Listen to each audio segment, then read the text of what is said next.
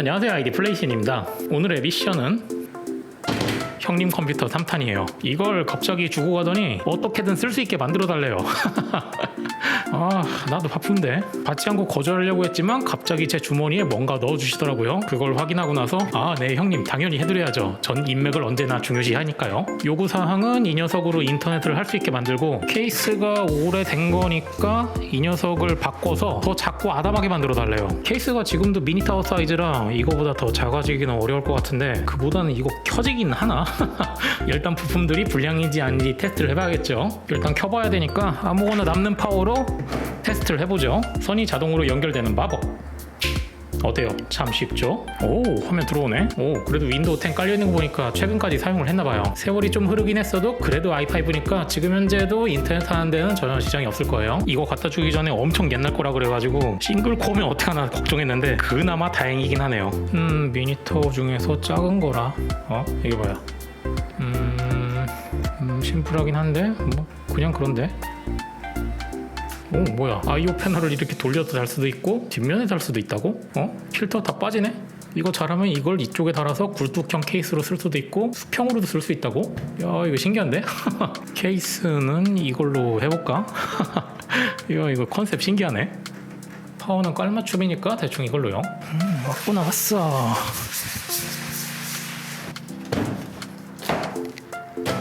케이스 가리 작업을 시작해볼까요? 보통 이럴 때는 파워부터 테스트를 해봐야겠죠. 열심히 조립했는데 파워가 불량이어서 전원이 안 켜질 때, 그 느낌은 정말 끔찍하죠. 디자인만 대충 살펴보죠. 눈에 띄는 건 쿨러마스터 로고가 예뻐요. 뭐 형님은 로고고 뭐고 신경 안 쓸 것 같지만요. 생각해보면 형님 케이스를 가리하는 게 아니라 제 케이스를 가는 것 같은 그런 기분? 여기서 등장하는 9,800원 파워 테스터, 24P는 이쪽에, CPU 8P는 이쪽에. 파워를 켜보면 좋아, 파워 정상이네요. 예전에 파워 테스터가 없을 때는 이쪽에 클립을 끼워가지고 파워가 켜지는지 안 켜지는지만 봤는데요. 아주 가끔은 낮은 확률로 파워가 켜지긴 하는데 정상적인 전압이 출력 안 되는 모델도 있더라고요. 그래서 기껏 조립했는데 파워를 다시 분리해야 되는 사태가 발생한 적도 있어요. 그 이후로는 테스터를 꼭 사용해요. 파워를 끄고 다시 빼주고, 파워가 정상인 걸 확인했으니까 이번에는 케이스를 봐야겠죠. 케이스에 대한 스펙이 이쪽에 나와 있네요. 케이스 위쪽에는 DA 코리아, 근데 밑에는 메이드 인 차이나. 이게 뭔 차이야? 잘 모르겠으니까 일단 열어볼까요? 위쪽을 그을 때는 최대한 짧게 잡고 열어보면 뭐니 구멍이 숭숭 나 있어. 뒤집어서 으쌰! 전 케이스를 갓 빼냈을 때가 제일 무서워요. 정전기 날 것 같은데. 손을 대야 되나 말아야 되나? 설마 정전기? 안돼. 오, 정전기 없다. 다행이다. 그나마 아직까지는 겨울이 아니라서 다행인 것 같아요. 이거 만일 겨울이었으면 100% 정전기 났어요. 비닐도 걷어내면 전면에 달 수 있는 먼지 필터는 이렇게 따로 포장이 되어 있나요? 이렇게 다는 것 같은데.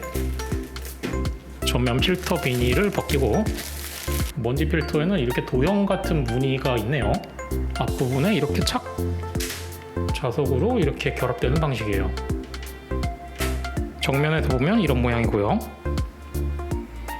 다 벗겨보면 이런 모양이 되네요.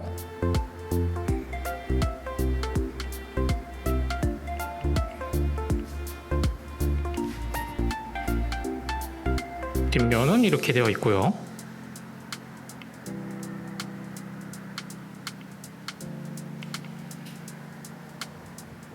밑에를 보면 밑면에도 먼지 필터가 달려 있어요. 먼지 필터를 뺄 때는 요것들을 이렇게 다 빼면은 분리가 되겠죠. 근데 이 케이스가 좀 신기한 게, 이거를 다 빼서 먼지 필터 빼서 먼지 필터까지 다 빼버리면 이게 전면이랑 아예 모양이 똑같거든요. 밑면이랑 전면이랑. 그래서 밑면에 있는 이 다리를 이렇게 빼서 야, 이거 컨셉 신박하다. 다리 밑면이 이렇게 구멍만 있으면 다 끼울 수 있게 돼 있거든요. 어차피 케이스 밑면 구멍이나 전면 구멍이나 아니면 상단 구멍이나 이게 다 똑같이 나왔단 말이에요. 이 다리를 어디 다느냐에 따라서 그게 그냥 바닥이 되는 거예요. 일반적인 케이스로 쓸 수도 있는 거고, 굴뚝형 케이스로 쓸 수도 있는 거고, 리버스 케이스로 쓸 수도 있는 거죠. 구입하기 전에 봤던 설명대로라면 전원을 켤 수 있는 이 I/O 패널 위치도 여기 아니면 반대쪽까지 내가 원하는 위치에 바꿔 달 수 있을 거예요. 앞쪽으로 튀어나온 건 좀 줄긴 했는데 그다지 확 차이 나진 않네요. 디자인적으로는 뭐 훨씬 깔끔하고요. 혹시나 눕혀서 사용하고 싶다면 이쪽에 고정하는 부분이 네 군데가 다 고무로 되어 있어서 이렇게 눕혀가지고 사용할 수 있게 만들어졌어요. 그렇다면 케이스 가리를 한번 시작해보죠. 부품을 적출하는 게 먼저겠죠. 분해를 도와줄 조수를 불러볼까요? 어때요? 참 쉽죠? 삼성 128기가 SSD와 도시바 1TB짜리 하드네요. 삼성 SSD인데 정확한 모델은 모르겠어요. 세월을 따져보면 820, 830 아마 그 정도 되겠죠. 메인보드는 이게 어디 거야 이거? P63G? 처음 보는 회사 거 같긴 한데 판매처가 대원이라고 써있네요. 방통위만 보면 왜 이렇게 화가 나지? 이 부품들은 좀 오래된 거기 때문에 그래픽카드와 CPU에 써멀 그리스를 다시 발라줄게요. 일단 램을 분리하고 램은 DDR3 둘 다 4기가짜리고요. 양면 제품이네요. 앞쪽에 있는 영어가 DH0으로 끝나잖아요. 30나노 램이구나. DH0으로 끝나는 게 30나노 제품이라 그래가지고 40나노짜리보다 오버가 더 잘 돼가지고 이거 구하려고 되게 힘들게 돌아다녔던 그런 기억도 있어요. 일단은 CPU 써멀부터 다시 발라볼까요? 어우 기대돼요. 이 녀석도 저번에 그 녀석처럼 써멀 그리스 완전히 바짝 말라있는 거 아니야? 형님의 특성상 써멀 그리스를 다시 발라주는 그런 사람은 아니거든요. 과연 이 녀석은 어떨지. 쿵짝짝 다라리라라라라라라라라란. 아 역시 이 녀석은 더 이상 써멀 그리스 뭐 그런 게 아니에요. 그냥 시멘트거든요. 시멘트. 쿨러 쪽도 마찬가지고요. 뭐 묻어나는 것도 거의 없어요. 와 이거를 계속 썼다는 게 신기하다. 묻어가지고 닦이려나 이거? 와 이게 이렇게 하면 닦여야 되는데 안 닦여요. 똑같아 저번이랑. 손톱을 꽉 눌러가지고 이렇게 해야 이래야 닦이네요. 와 쿨러야 너 마지막으로 써멀 바른 게 언제니? 쿨러가 만일 입이 달렸다면 울면서 저한테 하소연했을지도 몰라요. 쿨러 쪽은 대충 닦았고 CPU 부분도 이 녀석도 그냥 이렇게 하면 안 닦여요. 꽉꽉 눌러서 손톱으로 긁어야 와 보이세요? 그냥 시멘트입니다. 시멘트. 이렇게 닦아냈고요. 써멀은 MX4 콩알만큼 짜서 쿨러를 덮어줘요. 네, 귀퉁이도 눌러줘요. 뒷면을 확인해서 검은색 핀이 남아있으면 잘 들어간 거예요. CPU 써멀 작업이 끝났고요. 이번에는 그래픽카드. 이 녀석은 써멀 그리스 마지막으로 바른 게 언제일까요? 쿨러 전원을 뽑아주고 쿨러 뒷면 나사 4개를 풀어줄게요. 자 확인 들어갑니다. 따라리라라라라라라라 쿵짝짝 살살 돌리면 아까 전에가 100% 굳은 시멘트였다면 이거는 그나마 90% 정도 굳었다고 보면 되나? 어차피 둘 다 써멀로서의 기능은 다 상실했어요. 이것이 바로 컴퓨터 부품계의 극한 직업. 써멀을 닦아낸다기보다는 과자처럼 부서지기 때문에 긁어내야 돼요. 이렇게 완전히 그냥 딱딱해요. 닦아냈고요. 그래픽 코어 쪽은 알콜솜으로 닦아냅니다. 어우 이것도 그냥 시멘트예요. 부서지듯이 가루가 돼서 나오네요. 닦아냈고요. 코어만 덮일 정도로 짜줘요. 이 정도면 충분하죠. 써멀은 어느 정도 점성이 있기 때문에 뒤집어도 괜찮아요. 쿨러의 나사 구멍과 잘 맞춰서 덮어줍니다. 4개 모두 중간 정도만 조여주고요. 4개 모두 중간 정도 조여진 상태에서 마지막으로 모두 조여줘요. 그래픽카드 펜도 꽂아주면 완성입니다. 그렇다면 케이스를 교체해볼까요? 조립할 거니까 먼지 필터는 다 떼어주고요. 아크릴판을 먼저 떼어내죠. 아크릴판 나사. 아크릴 한쪽에는 이렇게 손으로 넣어서 뺄 수 있는 곳이 있어요. 아크릴판에 나사가 들어가는 부분은 이렇게 고무로 처리가 되어 있어서 진동을 방지해주네요. 나사 봉지는 이렇게 묶여있네요. 실리카겔만 보면 옛날 생각나요. 옛날에 저는 국민학교 때 도시락을 싸가지고 다녔거든요. 근데 엄마가 꼭 양반김을 해줬어요. 그 양반김 안에 똑같이 저런 실리카겔이 들어있었거든요. 양반김 다 먹고서 거기 틀에다가 물 부어가지고 실리카겔 뜯어가지고 거기 안에다 넣으면 실리카겔이 톡톡 튀어가지고 그렇게 놀았던 기억이 나요. 일단 조립을 해야 되니까 반대쪽도 열어보죠. 뒷판도 이 부분에 뺄 수 있게 되어 있네요. 이렇게 뒷판은 이런 식으로 되어 있고요. 오 뭐야 선정리 할 수 있는 홀이 되게 넓어요. 아 그래서 이게 옆으로 좀 넙대대 했구나. 이게 어느 정도냐면 오 3cm나 되네요. 웬만해서는 옆면이 불룩하게 튀어나오는 일은 없을 것 같아요. 안쪽은 이렇게 생겼고요. 위쪽부터 보면 이렇게 모양이 되어 있네요. 앞쪽은 이렇게 되어 있고요. 뒤쪽은 이렇게. 위쪽은 이렇게, 아래쪽은 이렇게요. PCI 슬롯은 재사용 슬롯은 아니에요. 반대쪽은 이렇고요. 그리고 설명에서 볼 때는 이 I/O 패널을 옮겨 달 수 있다고 그랬는데 이쪽에 있는 나사 2개를 풀어주면 될 것 같네요. 2개를 풀어줘야겠네요. 오, 이렇게 분리가 돼요. 그래서 이 패널을 방금 전에 방법처럼 위에도 달 수 있는 거고 아래에도 이렇게 달 수 있겠네요. 와, 이 케이스가 제게 아니라서 형님 거라서 그렇지 이 케이스 조립하려면 저 한참 고민했을 것 같아요. 기본 방향을 이렇게 할까? 아니면 굴뚝형 케이스로 할까? 아니면 리버스 형태로 할까? 하루 정도 고민한 다음에 정해가지고 조립했을 것 같아요. 야, 이거 다행이다. 내 게 아니라. 제 게 아니니까 정방향으로 원래대로 조립을 하죠. 파워가 일반적인 케이스는 이쪽에 넣어가지고 바로 이 4개 나사를 조이면 되는데 얘 같은 경우는 좀 특이하게 돼 있어요. 어떻게 하냐면 이쪽에 있는 나사 4개를 먼저 풀어주고 안쪽에 파워 가이드가 이렇게 빠져요. 이렇게 되어 있거든요. 파워 가이드에 파워를 이렇게 맞춰서 이렇게 가이드에 먼저 조립하고 케이스에 넣어서 가이드를 다시 조여줘요. 이렇게 하면 파워가 고정됐네요. 메인보드를 달아볼까요? 메인보드 백 패널을 케이스 쪽 나사 구멍도 5개를 만들어줘야겠죠. 같이 들어있던 나사 봉지 안에 부품들을 사용하면 돼요. 이 봉지를 뜯는 느낌이 마치 군대에서 먹었던 전투식량 안에 초코볼 먹는 그런 느낌? 이런 비슷한 봉지 안에 들어있었는데 여기 안에 부품들 중에서 요거를 사용해서 달아주면 되겠죠. 여기 손으로는 안 돌아가네요. 이럴 때 응급처치는 손톱깎이를 이렇게 눌러주면 요 가운데 부분이 조여지잖아요. 이 부분을 사용해서 메인보드를 넣어주면 돼요. 나사 구멍에 맞게 메인보드를 고정시키고 이제 보니까 육각으로 고정해주는 이 부분까지 제공해주네요. 이렇게 고정해가지고 나사 지지하는 부분을 이렇게 넣어주면 되는 거겠죠. 역시 부품을 끝까지 다 살펴봐야 돼요. 메인보드 고정 나사는 육각 나사를 사용하게 돼 있네요. 이건 나사를 쪼이다 보니까 이 부분이 너무 이쪽으로 튀어나와 있어가지고 드라이버를 일직선으로 넣을 수가 없어요. 그래가지고 약간 비스듬히 넣어야 돼요. 이거 좀 불편하네. 하드와 SSD를 달아보죠. 설명서가 이렇게 나와 있는데 여기 보면 맨 위줄을 보니까 하드디스크와 SSD를 고정하는 방법이 나와 있네요. 이쪽을 풀러서 이렇게 생긴 부품에다가 이렇게 고정을 시켜야 한다고 나와 있었으니까 이쪽에다가 이렇게 덮어서 나사를 고정해주면 되겠죠. 아래쪽을 걸어주고 위쪽을 덮어서 이렇게 됩니다. 이번에는 SSD를 설치를 해볼 건데요. 여기 나와 있는 설명서대로 나사를 고정해주고 같이 들어있던 이 고무를 사용해서 이렇게 생긴 나사로 조여줍니다.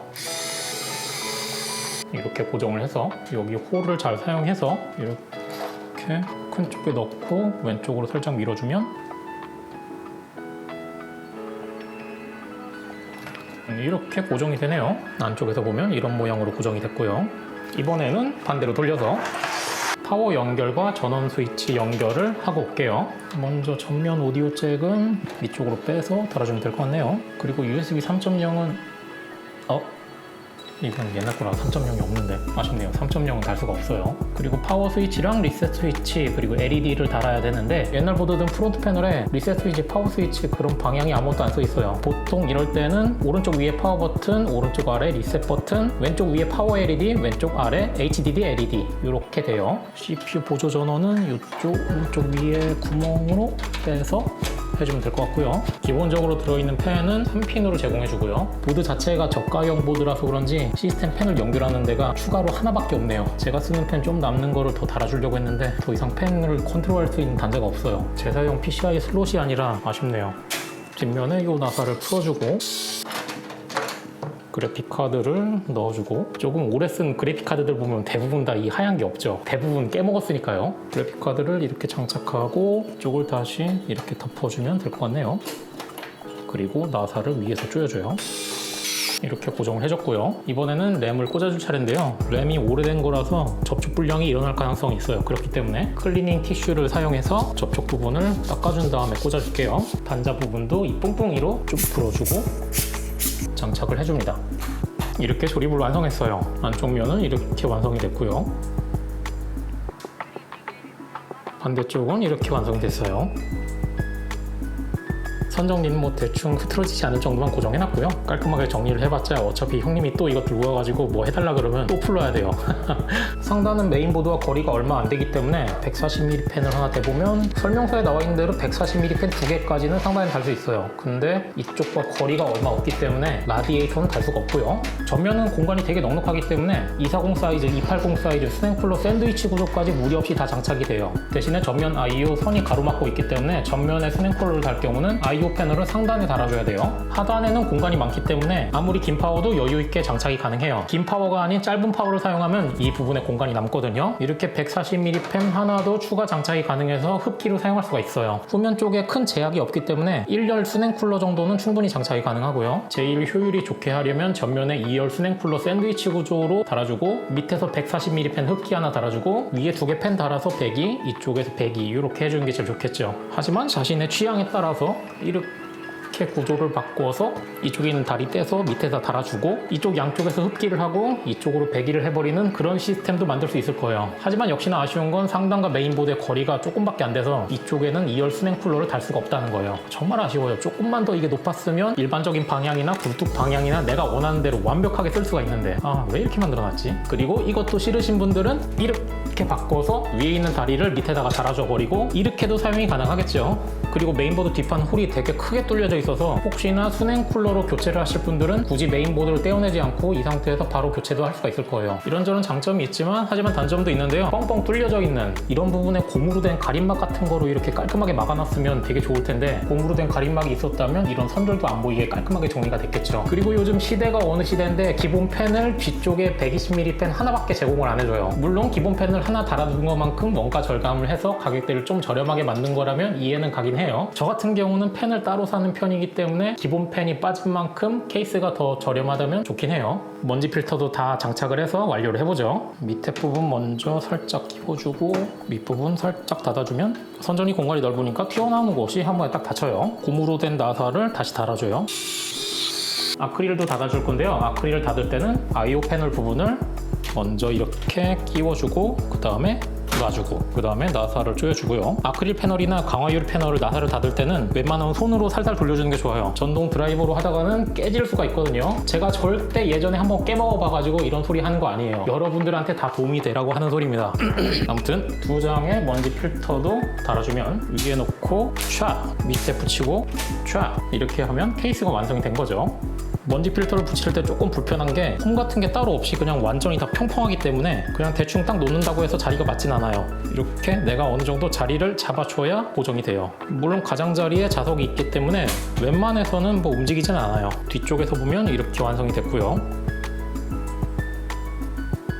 비포, 애프터 많이 깔끔해졌죠. 마지막으로 잘 켜지는지 확인을 해야겠죠.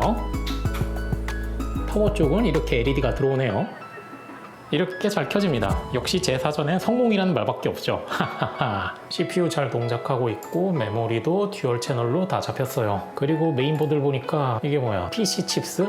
감자칩도 아니고 2012년도 바이오스니까 꽤 오래됐어요. 이때쯤 바이오스는 최신 그래픽카드 꽂으면 인식이 안 되거든요. 그래서 업데이트가 필요할 것 같네요. 조금 귀찮긴 하지만 저의 지갑, 아니 형님의 행복을 위해서 해주죠. 홈페이지가 없네? PC 칩스 회사가 망했네? 아니, 그럼 바이오스를 어디서 받아? 좀 연구를 해봐야겠어요. 조금 검색해보니까 PC 칩스에서 나온 이 보드랑 ECS 이 보드랑 거의 생김새가 똑같아요. 그렇다면 이 녀석의 바이오스를 엿다가 올리면 된다는 건데 혹시나 바이오스를 업데이트를 하다가 벽돌이 된다고 해도 롬라이터가 있으니까 이 녀석을 믿고 해보죠. 이 보드는 옛날 모델이라서 그런지 바이오스 업데이트 방법이 조금 복잡해요. 업데이트하기 전에 비어있는 점퍼 아래쪽을 쇼트를 먼저 시켜줘야 돼요. 일단 여기 아래쪽에 에미 언락 버튼에 점퍼를 꽂아야 되거든요. 에미 언락 발음에 주의하세요. 아무튼 이렇게 꽂아주고 일단 다운로드 받은 걸 둘 다 앞쪽으로 풀어주고요. 먼저 에미를 실행해봐요. 뭔지 모르지만 업그레이드. 업그레이드 동안 절대 끄지 말래요. 이렇게 업데이트하고 있는데 갑자기 정전이 된다면 PC가 깨어나지 못합니다. 이렇게 완료됐고 조금 있으면 꺼진대요. 컴퓨터가 꺼졌으면 아까 전에 꽂아놨던 에미 점퍼 발음에 주의하시고요. 아무튼 그거를 다시 빼줘요. 다시 켜보니까 뭔가 됐나봐요. 아무튼 바이오스 들어가서 바이오스 초기화를 한번 해보고 윈도우로 들어가 보죠. 바이오스 파일을 아마 64 어쩌고 써있으니까 이걸로 하면 되겠죠. 실행을 해주면 확인.